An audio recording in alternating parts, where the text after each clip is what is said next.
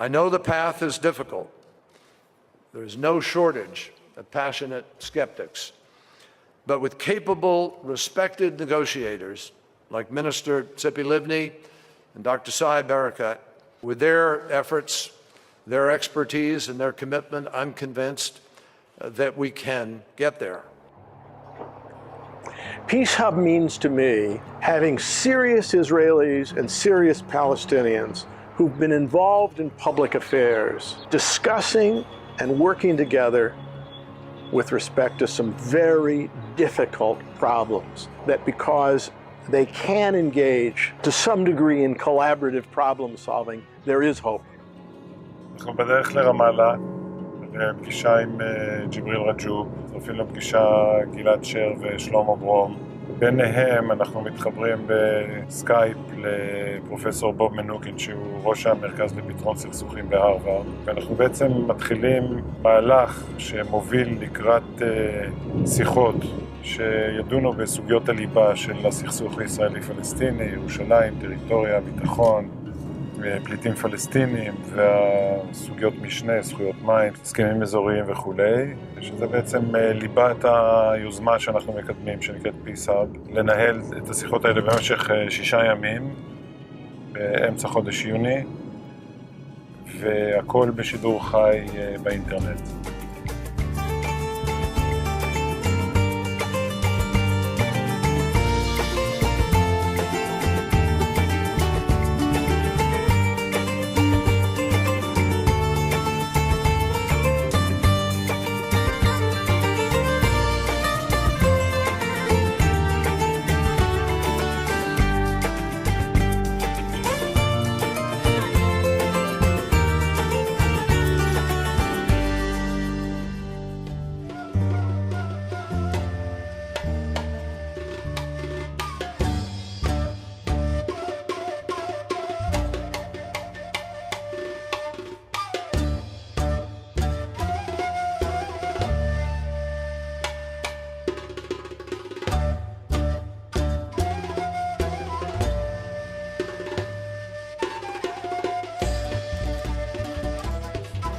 I think having this exercise in June should be a good model that still there are from both sides people who are committed, who believe that dialogue and bilateral engagement talks is the only way to make business.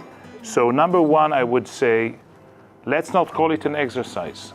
Let's call it a track to negotiation and not off the record. Off the record, we have enough. In terms of the implementation process, where there is this history of mistrust, how, in fact, can you make progress so that each side can, in fact, have the courage to make the painful concessions that are necessary? It's like these international conferences or peace conferences. If they don't get down, trickle down to the communities, then it doesn't do anything. If we will have videos from this, 1 million, and broadcast it to every house in Israel and Palestine. Then around this video, we want youth groups to get together to discuss it, women groups to get together to discuss it, civil society groups to get together to discuss it, religious group, private sector, and everybody. So it's 10 years project, but I hope peace will come before. Every time there is a camera in the room, not to mention there's a third person, the whole discourse dramatically changes. So go on live without well-staged, rehearsed, stick to a script, you run a huge risk. I, as a negotiator, as someone who belongs to this community, I'm not willing to take this risk. I am. Well, good. I have tenure. Okay. For the people who participate in this, they're really doing it at some real personal risk. Professor Mnuchin feels is that if it's not safe for me, it's not safe for him. So if it's an issue of personal safety, then and that you can't take ownership over the safety of it, then perhaps we should cancel altogether. I'm thrilled that this is being videotaped today. And the reason I'm thrilled is because our working together now is exactly the kind of process we want to demonstrate peace is possible, that there is hope, that a two-state solution is possible. All right? What we're struggling with is, well, how can we contribute the most in terms of today's reality? Okay? So, in that sense, the mediation's begun. This isn't the warm-up, this is the real thing. If it was lab conditions, how would you be doing it? And since there's no such thing, I parachute from 10,000 feet, I see where I land, but at the same time, he has his own methodology. He has the one process approach, which is different from what Kerry was doing. So he has the 4 questions as part of the methodology. The first question is, are the parties able and willing to articulate a future for the other side that it would find bearable? I did not say optimal, I said bearable. Second question, can the two sides trust each other to honor commitments and to take the intermediate steps necessary toward that shared future? The third question, how can the parties come to accept the losses that a settlement imposes on them and thus make the compromise needed to reach an agreement? And last question has to do with just entitlements. How can the parties work together to alleviate or rectify the most serious injustices that a settlement imposes on the parties? Would it be useful is in terms of educating the respective publics to have dialogue about these broader and much more basic questions, which are very difficult. Peace talks between Israel and the Palestinians are in motion with intense American mediation. U.S. Secretary of State John Kerry has made several visits to the region in order to advance the process. We spoke to Mr. Gilad Sher, who has served as an Israeli negotiator in previous governments, to learn of his perspective on the latest developments. I'm prudently optimistic of the parties to achieve something, an agreement or a set of understandings that would provide enough traction to continue negotiating.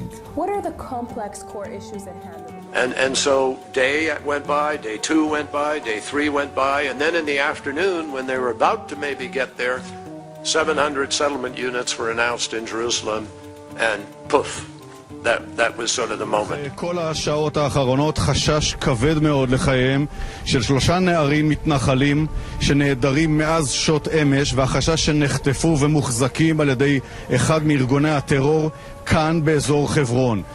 אנחנו מצויים בעיצומה של פעולה נרחבת לאתר ולהחזיר את 3 הנערים הנעדרים. I deeply regret the occurrence, that these 3 young people were kidnapped, that it once again, apparently a Palestinian has died as part of the process of arresting people. But what this demonstrates, of course, is exactly what is a core part of the problem. There are spoilers on both sides who are willing to do all kinds of terrible things to prevent the implementation, the discussion even.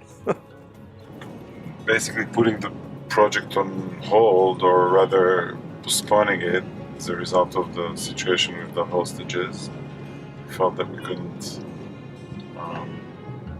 get the media attention that needs to be in order for this project to echo, which is at the heart of it, and that people wouldn't be able to anyway hear what the project would have to say, or what the negotiators would have to say. And so part of me was hoping maybe we'd go forward anyway. I think the decision not to go forward was correct, though, because this would have been so distracting this week. It's going to be very important for both sides to commit to continuing that process,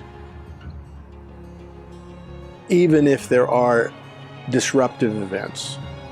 I'm doing this because I'm hoping in my own small way maybe to use my skills to make a small contribution. That's my motivation.